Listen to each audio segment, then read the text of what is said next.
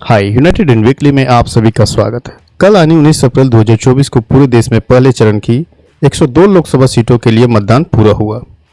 चुनाव की पूरी प्रक्रिया शांतिपूर्ण रही सिवाय कुछ जगहों के। उत्तर प्रदेश से कुछ हिस्सों में बूथ कैप्चरिंग और मणिपुर के कुछ इलाकों में हिंसक के छुटपुट घटनाएं देखने को मिली। नागालैंड से भी कुछ खबरें कि वहां के 6 जिलों में कोई भी व्यक्ति वोट डालने नहीं गया, क्योंकि वहां के लोग सिर्फ अपने विशेषाधिकार और केंद्र सरकार से कई मुद्दों की मांगों के कारण वोट नहीं डाले। सबसे कम मतदान प्रतिशत बिहार जैसे राज्यों में देखा जा सकता है, जहां के लोग इतने उत्साहित नहीं थे। चाहे जो भी कारण हो सकता हो, यह मतदाताओं पर निर्भर करता है। सबसे अधिक मतदान प्रतिशत त्रिपुरा में दर्ज की गई, जहां के लोगों का अभी भी मानना है कि उनका वोट डालना उनका अधिकार है, जिसके माध्यम से वो चुनावी प्रक्रिया में भाग ले सकते हैं और इस चुनाव के माध्यम से अपने जीवन पर कुछ प्रभाव डाल सकते हैं। अगले चरण का चुनाव 26 अप्रैल 2024 को 13 राज्यों की 89 सीटों पर होगी। 2024 के लोकसभा चुनाव में करीब 97 करोड़ मतदाता हैं और 12 लाख मतदान केंद्र बनाए गए हैं। सबसे खास बात यह है कि इस चुनाव में 2 राष्ट्रीय दल है जो सबसे आगे हैं, बाकी क्षेत्रीय दल इन राष्ट्रीय दलों के समर्थक में। लेकिन हम क्षेत्रीय दलों और उनकी राजनीति के महत्व को नज़रअंदाज नहीं कर सकते। उनके पास भले ही तकनीकी और हाईटेक चुनावी प्रक्रिया में ना हो, लेकिन फिर भी उनका जमीनी स्तर पर प्रभाव है। विधानसभा चुनावों के लिए अभी भी लोग अपने कल्याण और आर्थिक हित के कारण क्षेत्रीय राजनीतिक दलों या राजनीतिक में विश्वास करते हैं। लेकिन जब आप लोकसभा चुनाव की प्रक्रिया को देखें तो लोग अभी भी राष्ट्रीय दलों में विश्वास करते हैं, क्योंकि कभी कभी वो मानते हैं कि केंद्र में सरकार स्थिर होनी चाहिए, कि इसके साथ साथ और अधिक शक्ति होनी भी चाहिए, ताकि वो राष्ट्रीय और अंतर्राष्ट्रीय जैसे महत्वपूर्ण मुद्दे को और अधिक मजबूती से संभाल सके। भारत में दर्जनों क्षेत्रीय दल हैं जो भारतीय चुनाव आयोग के साथ पंजीकृत हैं, लेकिन उनमें से कुछ ही हैं जो अपने दम पर सरकार बना ले।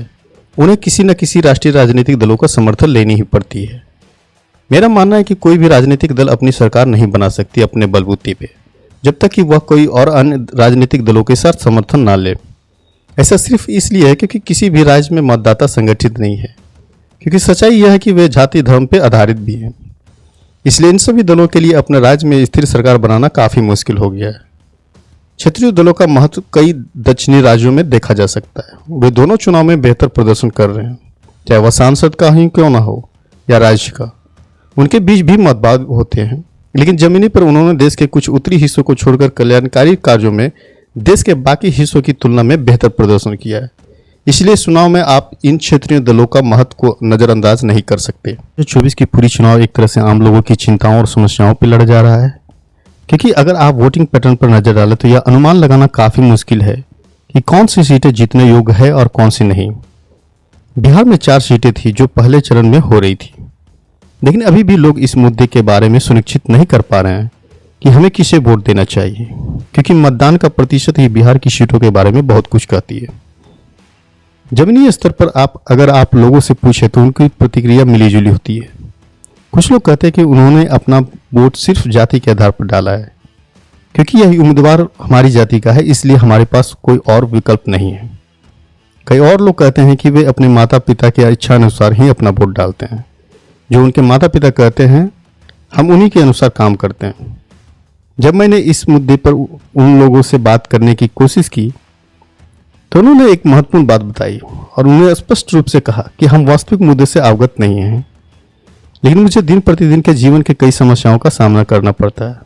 लेकिन हम क्या कर सकते हैं, हमें किसी भी प्रकार की कोई भी समर्थन या कोई वित्तीय मदद नहीं मिलती। तो ऐसे में पूरी चुनाव प्रक्रिया कुछ प्रतिशत के वोटिंग मतदाता पे हैं, जो वित्तीय और कल्याणकारी योजना जैसे वास्तविक मुद्दे के आधार पर अपना वोट देते हैं। पूर्ण अपडेट यह है कि 2024 का आम चुनाव 2014 और 2019 जैसी तो बिल्कुल नहीं रही।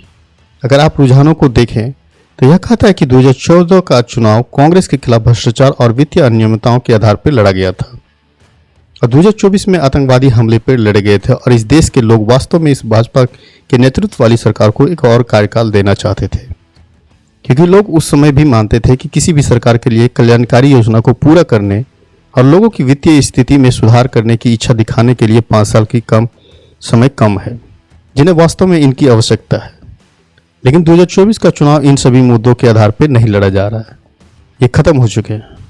हमारी आशा सर्वश्रेष्ठ उम्मीदवार को जीतने की है, अन्यथा इस देश के लोग और उनका भविष्य हमारे हमेशा की तरह वही रहने वाला जिसकी वो कल्पना करते आए हैं। क्योंकि लोगों की जीवन शैली में सुधार लाने के लिए सरकार का यह कर्तव्य है कि वो अपने नागरिकों को उनके अधिकारों और उनके वास्तविक मुद्दों के आधार पर शिक्षित करें।